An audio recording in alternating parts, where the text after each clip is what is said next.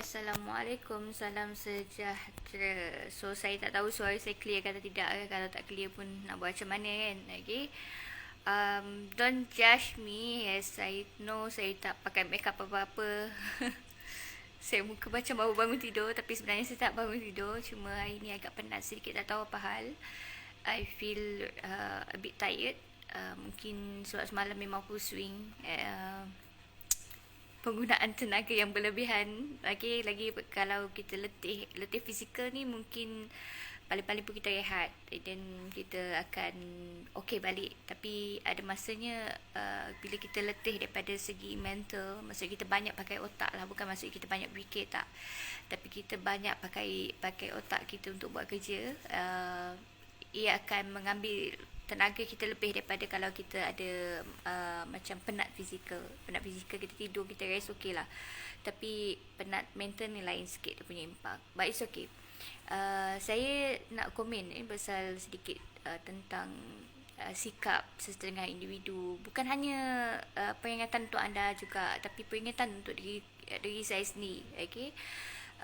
Saya orang yang menggunakan media sosial sejak daripada, kalau anda masih ingat masa Friendster, tempoh hari, bukan tempoh hari, bertahun-tahun yang lepas. Okay, masa tu belum lagi aktif FB. Facebook asalnya belum ada kot masa tu. Ada pun mungkin tak terlalu popular. Yang ada banyak pada ketika itu adalah Friendster, okay, laman-laman sosial yang lain. Tapi pada saya yang aktif dekat terutamanya dekat Facebook lah. Facebook ini adalah yang paling lama, okay, media sosial yang saya gunakan yang paling lama. Banyak menyimpan memori-memori kehidupan saya, banyak menyimpan sejarah-sejarah hidup. Okay, sejarah-sejarah hidup ni maksudnya daripada segi gambar-gambar kan, banyak yang saya share dalam media sosial ini. Dan platform ni jadi macam Google Drive, kita pula simpan memori-memori yang ada. Apa? Kejap ya. See, saya nak buat live, ada je gangguan dia. Okay. So saya nak bagi komen sedikit lah. Media sosial ni adalah satu platform yang kita semua bersetuju, saya rasa, kita jadikan sebagai medium untuk kita menyimpan segala memori yang kita ada dalam kehidupan kita. Tak kisahlah sebagai orang biasa, ada orang menggunakan media sosial ni untuk perniagaan, ada orang menggunakan media sosial ni untuk simpanlah memori-memori sebagai orang biasa. Tak kisahlah public figure ke, orang biasa ke, artis ke, politik, kita menggunakan media masa, okay, untuk contact, okay, dengan orang yang mungkin tidak boleh tak available untuk kita dekati selain daripada media sosial. Okay, misal kata untuk public figure, okay, dia akan banyak menggunakan media sosial ni untuk bercakap dengan orang yang jauh daripada mereka. Okay, contoh kat Sarawak dan Sabah lah. Okay, kalau dekat Semenanjung mungkin mereka boleh jumpa secara personal. Cuma teguran saya lah, okay, bukan hanya untuk anda, bukan hanya untuk rakan-rakan saya, tapi untuk diri saya sendiri juga. Ada certain perkara yang kita tak boleh nak expose dekat dalam dalam FB. Ada beberapa perkara yang kita tak boleh nak, kita kena selektif, okay, memilih benda-benda yang mungkin akan mendatangkan akibat yang tidak baik, okay, dan mungkin juga akan mendatangkan perkara-perkara yang buruk, okay. So kita tak payah share. Ada benda yang mungkin bermanfaat, ada benda yang mungkin berunsur macam kita nak ajak orang lain berfikir, okay, itu mungkin boleh dikongsikan kepada halayak umum. Tetapi saya agak sedih sikit lah dengan perangai atau sikap mereka yang berpengaruh ini tadi. Tak kisahlah public figure ke, influencer ke, infamous ke, artis ke, apa-apa sekalipun. Kalau mereka ada pengaruh, kita patut gunakan pengaruh itu ke arah yang baik untuk mengajak kepada kebaikan, daripada kita gunakan pengaruh itu untuk keperluan diri kita sendiri. Dan satu lagi adalah untuk mendatangkan kerisauan awam. Okay, saya perhati ada beberapa hari lepas orang share berkenaan dengan kematian individu disebabkan oleh vaksin COVID-19. Okay, kita tak tahu the whole story behind it. Okay, kita tak ada report yang berkaitan, benda itu tak berlaku depan mata. Okay, saya boleh klasifikasikan macam ni lah. Benda itu tidak berlaku depan mata, tetapi kita nak expose that thing to others, kita kena pastikan source dia dululah, maklumat dia dulu, sama ada dia betul ataupun tidak. Dan saya bila baca itu, so saya macam ni, okay, bila saya baca sesuatu, saya akan letakkan diri saya dalam title dan pelbagai. Ada masanya saya akan letak diri saya sebagai netizen yang tak tahu apa-apa pasal masa saya menganggap diri saya macam tak ada ilmu apa-apa. So saya baca benda itu, saya akan risau. I feel really worried about it. Nanti kalau saya vaksin pertama okey, tiba-tiba vaksin kedua saya allergy dan saya meninggal. Apa jadi pada anak-anak saya? Apa jadi pada keluarga saya? Apa jadi, you tahu tak? Kita akan start untuk fikir benda-benda yang berlarutan. Dia macam, saya boleh gambarkan macam ni lah. Dia macam pokok. Pemikiran kita ni macam batang pokok tu. Dan pencambahan dia akan banyak seperti ranting-ranting tu tadi. Dan ranting-ranting tu kalau tak dikawal, ia akan merebak jadi benda yang sangat besar. Daripada semua kerisauan yang sedikit, ia akan bercampah jadi kerisauan yang lebih banyak. So itu impak yang berlaku sekiranya kita timbulkan satu isu yang unsure, maksudnya tidak pasti. Yang ni saya tak menjurus kepada isu-isu yang berkaitan dengan personal seseorang, tak. Tapi saya menjurus kepada isu-isu yang berkaitan dengan masalah umum. Contoh pasal agama, contoh pasal pasal kesihatan, pasal keselamatan, benda-benda umum. Okay, bila you bercakap tentang benda-benda umum, tetapi sumber itu tidak sahih, okay, sumber itu tidak betul, sumber itu boleh mendatangkan kegusaran awam melebihi daripada bab kita unsure kan. Benda yang tidak pasti akan menimbulkan rasa gusar dalam diri kita as an individual. So, macam contoh, kalau saya bagi satu situasi lah, budak-budak kan, saya bagi contoh, budak-budak yang baru masuk sekolah, okay? Budak-budak yang baru masuk sekolah, katakan masuk tadika, okay? Masuk tadika, umur 4 tahun, 5 tahun kan, dia baru masuk tadika.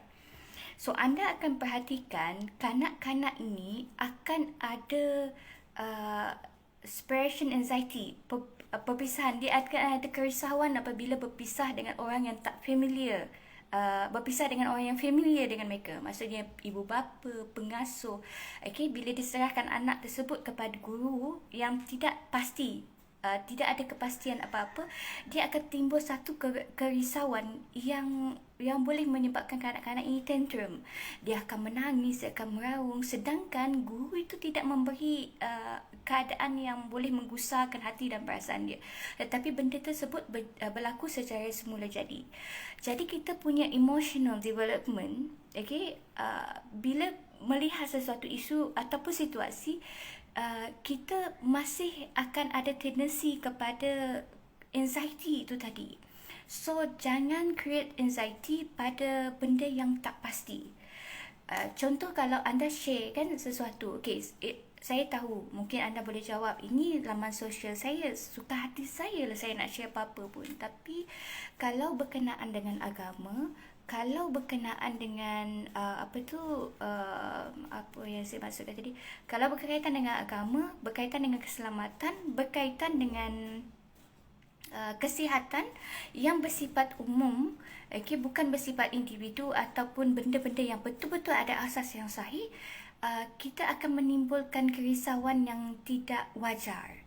Okay, jadi ada benda yang kita boleh share, ada yang benda yang kita memang ada hak untuk share, tetapi kita jangan, kita kena tarik balik diri kita supaya tidak bercakap tentang benda tersebut. Okay, sebab ia akan menimbulkan kerisauan awam. Itu antara contoh dia lah. Contoh kedua, okay, saya tahu, okay, mungkin ramai yang dalam keadaan tertekan, kita dalam keadaan COVID-19, tapi saya nak ulas sedikit pasal yang posting yang dia dapat job polis tu. Okay, dia dapat job polis, kemudian just isi saja borang. Borang yang belum diisi, borang yang belum diisi tapi dah ada chalk polis. So bila anda tengok benda tersebut kan, dia nampak macam okay, orang ni share, dia nak tunjuk apa sebenarnya. Okay, kadang-kadang bila kita sebagai orang awam ni, kita kena fikir balik. Dia nak tunjuk apa sebenarnya. Contoh kalau orang ni kan, okay, contoh saya bagi contoh. Ini contoh saja, jangan terasa kalau anda pernah buat. Contoh, dia ambil gambar. Okay, penat lah balik daripada kerja hari ni, kemudian dia tunjuk gambar, gambar steering kereta. So pada tanggapan kita, mungkin dia ni nak menunjuk ke? Okay, kita punya thinking. Mungkin pada orang tersebut, dia just ambil gambar, dia tak ada feeling apa-apa, dia tak ada perasaan atau apa-apa. Maksudnya dekat sini, expectations setiap orang ni tak sama.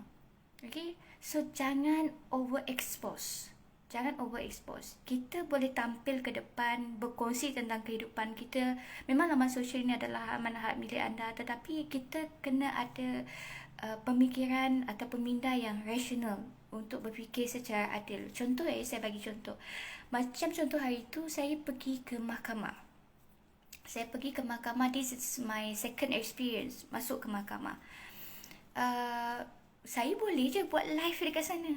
Show saya first time masuk mahkamah, lagi faham. Okay, saya show the value, and then tempat tersebut saya tunjuk mana tempat saya akan. I can do that thing. But saya pilih untuk tidak berkongsi benda tersebut sebab saya takut ada penilaian yang berlainan daripada orang lain. Mungkin pada orang yang sokong saya, mungkin dia orang suka tengok. Tapi pada orang yang tidak menyokong keadaan saya, mungkin mereka menganggap bahawa saya ni saja-saja cari populariti. So, untuk kebaikan mungkin saya boleh share untuk kenang-kenangan saya for me. Tapi untuk orang lain, mungkin mereka menganggap benda itu benda yang berlainan. So, orang punya sudut pandangan tak sama dengan sudut pandangan kita. Okay? Contoh saya bagi lagi satu contoh. Antara benda-benda yang saya rangkumkan semua sekali lah. Saya banyak benda nak komen, tapi saya tarik nafas. Saya cakap ada benda yang saya boleh komen, ada benda yang saya tak boleh komen. Terutama pasal agama lah, saya sangat-sangat berhati-hati. Kalau anda kenal saya, anda tahu saya jenis macam mana. Saya jenis kalau pasal agama ni, saya sangat-sangat careful supaya saya tidak bercakap benda-benda yang tidak betul. Okay, contoh pasal isu lambang capal yang dia orang letak dekat depan masjid. Ada yang bertanya pada saya apa pandangan dan pendapat saya, tapi saya rasa saya bukan orang yang tepat untuk anda tanya pasal benda tersebut sebab saya tak mengaji tentang Al-Quran dan hadis. Saya tak belajar pasal sirah, saya tak belajar pasal riwayat yang sahih, jadi tidak layak untuk saya bercakap pasal soal itu. Tapi sebagai pandangan orang awam, bila tengok keadaan tersebut, saya selalu nasihatkan jangan berlebihan. Kalau anda nak gunakan, kalau anda nak pakai topi lambang capal, anda nak pakai capal macam seperti mana yang orang dakwah pakai bentuk capal Rasulullah, anda nak percaya pada sirah tersebut, menyatakan ia benar bukan palsu, itu terpulang kepada diri anda sendiri. Itu adalah penilaian anda. Saya tidak ada hak untuk masuk dalam kepala otak anda dan cuci kepala otak anda itu dan bersihkan daripada benda-benda yang palsu. Saya tak boleh buat benda tersebut. Kepercayaan ataupun apa yang orang lain percaya, saya tidak ada hak untuk ke arah itu. Okay?